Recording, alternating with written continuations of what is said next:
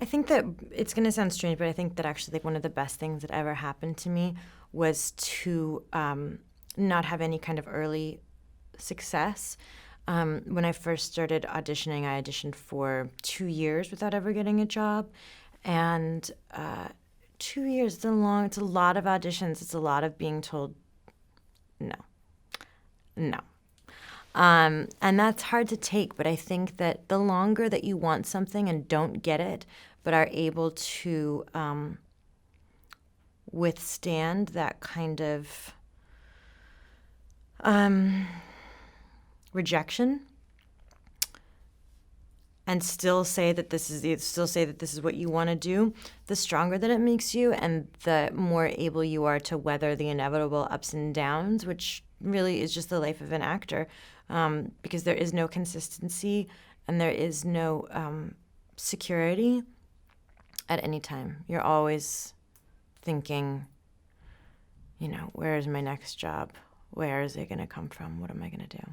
Every movie that you make always seems like it's the biggest influence at the time because it's always like the last thing that you did. So it's like the thing that was most recently challenging you. So I never feel like any movie that I've made is more important than another movie. But probably like they're all sort of equal. Even the bad ones, really. Like that's another kind of interesting lesson to learn along the way, that the things that I've done that haven't turned out well are just as important as the things that I've done that have turned out well, because they are they're equally instructive teachers. I never know exactly like when I first read something, I never know exactly why I'm attracted to something. I just know that I am. It's kind of like when you meet somebody and you don't really know anything about them yet, but your heart just kind of like goes to them and you realize like, oh, I sort of have a crush on this person. That's kind of how I feel like about parts that I play or movies that I make. Like I don't know exactly why I'm drawn to something at first, and then I start a kind of process of trying to figure that out. But to begin with, I don't know why something moves me or doesn't move me. It's just that my heart goes to it or it doesn't. Acting is really lonely when you just think about it as yourself, but if you think about it as being in the scene with someone, it's really fulfilling.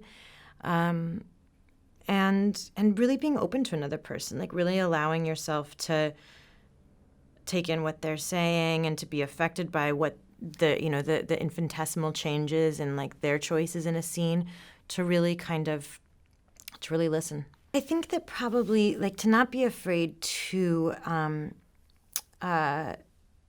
show them things, to not be afraid to bring them